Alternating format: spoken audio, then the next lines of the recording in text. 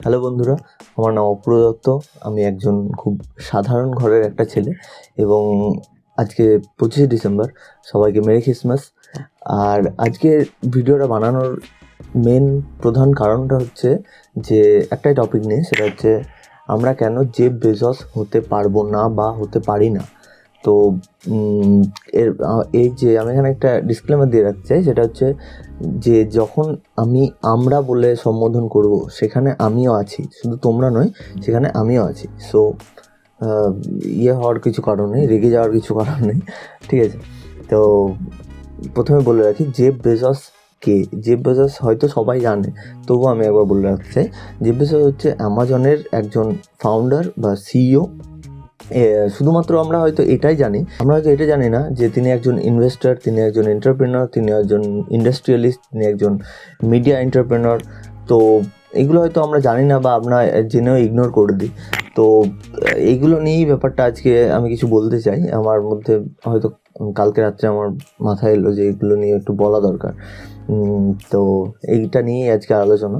তো আমরা সবসময় কী হয়, ওই mark Zuckerberg, Elon Musk, Jeff Bezos, এদেরকে নিয়ে খুব ফ্যাসিনেট করি যে এরা এত বড় লোক, এত টাকা এদের, আমরাও এরকম টাকা বানাবো, আমরাও এরকম এত ইনকাম করব, আমরা এরকম করতে পারি। তারা যেমন কলেজ থেকে ড্রপ আউট করে এসছে এবং এতটা সাকসেসফুল লাইফে, তো আমরা কেন হতে পারি না? আমরাও হতে পারবো, আমরাও ড্রপ আউট করে দেবো। তো এরকম চিন্তাভাবনা আসে আমাদের মধ্যে, সবার মধ্যে আসে, স্বাভাবিক ব্যাপার। কিন্তু যখন এইসব নিয়ে চিন্তাভাবনা করি এবং একটু মোটিভেট হই, তারপরে আমরা কী করি? তারপরে আমরা ফেসবুকটা খুলি, তারপর আমরা ইউটিউবটা খুলি, তারপর আমরা হোয়াটসঅ্যাপটা খুলি এবং at the end of the day কী হয়? আমরা মেম শেয়ার করি, আমরা গল্প করি, ব্যাস এটুকুই। কিন্তু এগুলোর সঙ্গে জেফ বেজোস হওয়ার বা মার্ক জুকারবার্গ হওয়ার কোনো সম্বন্ধ নেই।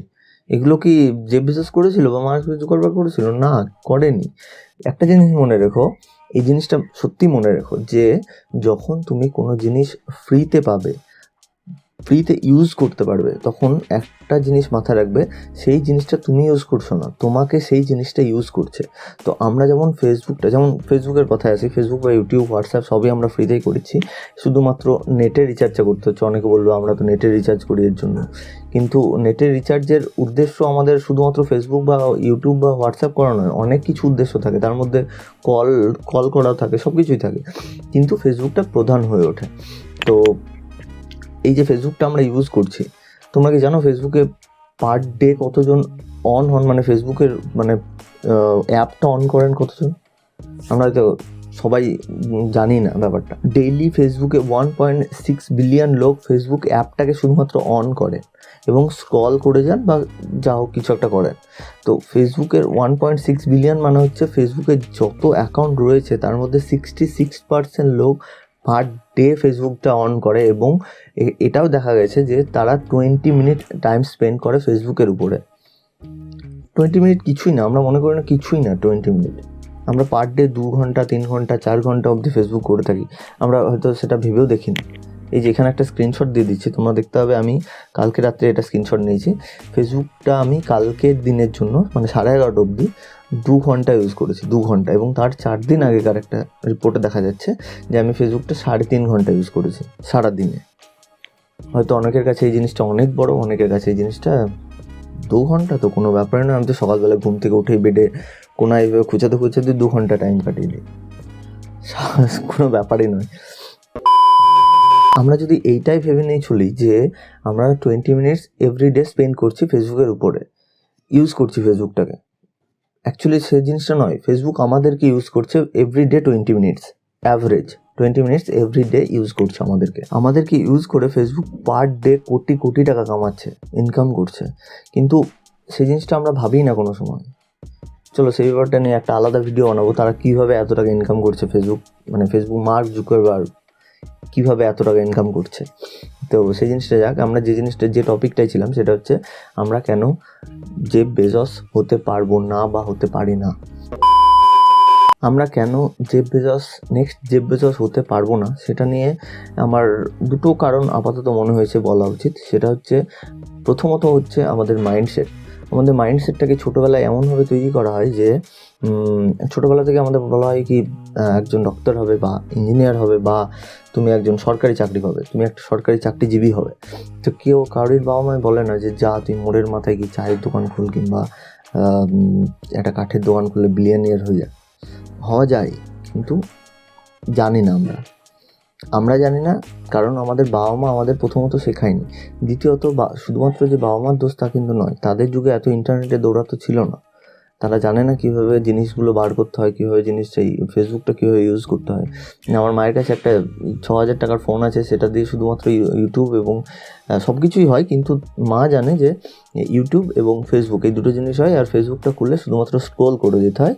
তাতে মাঝে মাঝে শাড়ির ছবি আসে, মাঝে মাঝে ওই রেসিপিগুলো দেখায়, সেগুলো দেখে, আর সকালবেলায় পরের দিন দুপুরবেলায় ওই পটলের ঘ্যাঁটি খাওয়া থাকে আমাদের। এটা পরের কথা, কিন্তু তাদের দোষ নয়, তারা জানে না।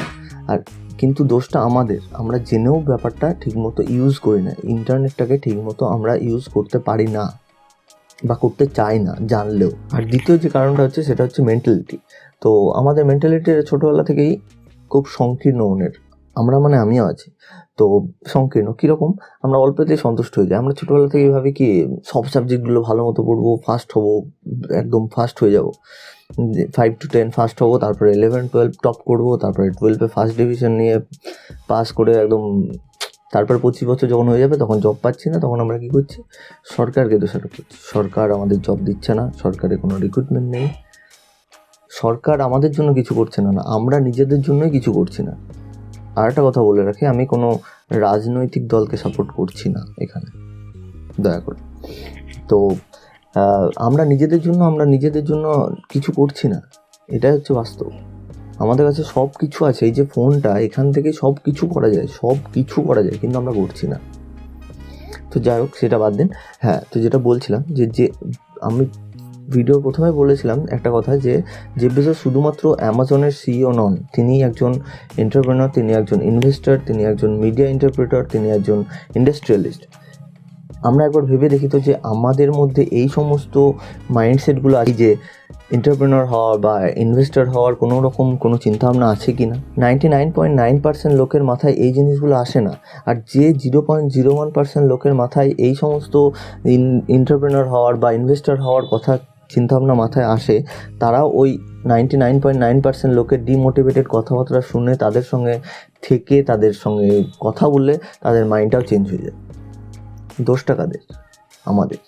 আমরা যারা ডিফারেন্ট চিন্তাভাবনা করে তাদেরকে সাপোর্ট করতে পারি, সাপোর্ট করিও না। জেফ বেজোসের মতো হতে গেলে আমাদেরকে একটু ডিফারেন্ট চিন্তাভাবনা করতে হবে। এই যে কথাকথিত সরকারি চাকরি, ইঞ্জিনিয়ার, ডক্টর, এইসব থেকে একটু বেরিয়ে এসে হাটকে চিন্তাভাবনা করতে হবে। সেটার জন্য দরকার সঠিক মাইন্ডসেট এবং সঠিকভাবে কোনো একটা জিনিস করার চিন্তাভাবনা বা ইচ্ছা। আমাদের হাতের এই যে ফোনটা আছে, যেটার সঙ্গে আমি তোমাদের সঙ্গে কথা বলছি, যেটার মাধ্যমে, এখান থেকেই লোকে লাখ লাখ টাকা ইনকাম করছে। সেটা কি সম্ভব নয়? সম্ভব। আমরা জানি না, আমরা বলবো কি না এটা তো হয় না, কোনোদিনও সম্ভব না। হয়, আমরা জানি না বা জানার চেষ্টা করি না। কিন্তু দুঃখের বিষয় কি, এই যে জিনিসগুলো, এই সমস্ত জিনিসগুলো স্কুলে শেখানো হয় না। স্কুলের মাস্টাররা কী শেখান? জীবনে চলার জন্য কি কি দরকার সেগুলো শেখান। কিন্তু একটা জিনিস দেখবে, যে আমরা এতদিন যেগুলো করে এসেছি সেগুলো কিন্তু 99% লোকের হয়তো দরকারও পড়ে না। এই প্রথমত প্রাথমিক শিক্ষাটা সবারই দরকার, কিন্তু যে পরবর্তী যে জিনিসগুলো, সেগুলো হয়তো আমাদের 99% লোকের কাজে লাগেই না। আর যেটুকু লাগে সেটুকু আমরা ফোনের ক্যালকুলেটর বা এমনি ক্যালকুলেটর দিয়ে কাজ চালিয়ে নিই। তো আমাদেরকে কি করতে হবে? আমাদেরকে নিজেদের দায়িত্ব নিজেদেরকে নিতে হবে। আমরা নিজে দায়িত্ব নিয়ে জিনিসগুলো শিখবো, যথেষ্ট পরিমাণ ব্যবহার করব ইন্টারনেটের, এটা আমাদেরকে আজ থেকে ভাবতে হবে। আমি বলছি না যে নেক্সট জেফ বেজোস আমরাই হব, কিন্তু জেফ বেজোসের কিছুটা তো করি। 99% বা 100% না করতে পারলেও 1% তো করে দেখায়। সেটা আমাদের হয়তো অনেক সময় হয়ে ওঠে না, পারিবারিক চাপে বা বিভিন্ন রকম কারণ থাকতে পারে এর জন্য। আর একটা জিনিস কি, এই সমস্ত জিনিসগুলো শেখার জন্য টাকার খুব একটা দরকার পড়ে না। অবশ্যই টাকার দরকার পড়তে পারে যদি তুমি কোনো একটা কলেজ গিয়ে রিকগনিশন একটা কোর্স করো, আছে, অবশ্যই আছে, কোর্সও আছে, কিন্তু যেগুলো ইন্টারনেটেও হয়, যেগুলো ইন্টারনেটের মাধ্যমে, ইউটিউবের মাধ্যমে, যেখানে আমরা সারাদিন উল্টোপাল্টা জিনিস দেখছি, সেখানেও এইসব জিনিসপত্র শেখা যায়, এইসব জিনিসপত্র থাকে, একটু সার্চ করে দেখবে থাকে। তো যেটা বলতে যাচ্ছিলাম, তো এই যে অ্যাফিলিয়েট মার্কেটিংয়ের ব্যাপারটা, এটা শেখো। আমি বলছি এখানে অনেক পোটেনশিয়াল আছে, যেখান থেকে তুমি প্রচুর টাকা, লাখ লাখ টাকা ইনকাম করতে পারবে। শুধুমাত্র একটু শেখার দরকার। যখন তুমি শিখবে তখনই তুমি জানবে, এবং সেই জানা থেকে তুমি সেগুলোকে ব্যবহার করে ইনকাম করতে পারবে। তো ওই 9 to 5 জব কিংবা সরকারকে দোষারোপ করে লাভ নেই। নিজের উপর খাটো, নিজের উপরে কাজ করো, যাতে নিজেকে কিছু একটা কোনো একটা জিনিসের প্রতি কাবিল বানানো যায়। তোমরা যদি ইন্টারেস্টেড থাকো তাহলে আমি অ্যাফিলিয়েট মার্কেটিংয়ের ব্যাপারে নেক্সট ভিডিও বানাতে পারি। তো তার জন্য আমার জানার দরকার যে তোমরা ইন্টারেস্টেড আছো কি না। যদি ইন্টারেস্টেড থাকো তাহলে চ্যানেলটা সাবস্ক্রাইব করে দিও আর বেল বাটনটা করে দিও, তাহলে যাতে নেক্সট ভিডিওর নোটিফিকেশানটা চলে আসে। আমি এগুলো বলা জানি না, তো যাই হোক। আর ভালো থেকো। অনেক কিছু কথা বলে ফেললাম যেগুলো হয়তো অনেক ভুলও থাকতে পারে বা ঠিকও হতে পারে, ভেবে দেখো। আর যদি কোনো কিছু সাজেশান থাকে, মনে হয় যে না এটার জন্য হতে পারিনি বা এইটা কারণ আছে, ইন্ডিয়ান এডুকেশনের কিছু প্রবলেম আছে, তাহলে তোমরা সেটা কমেন্ট সেকশানে জানাতে পারো। আর নেক্সট ভিডিও অবশ্যই অ্যাফিলিয়েট মার্কেটিং সম্পর্কেই আসছে। তো ভালো থেকো আর মেরি ক্রিসমাস সকলকে। খুব ভালো থেকো। বাই।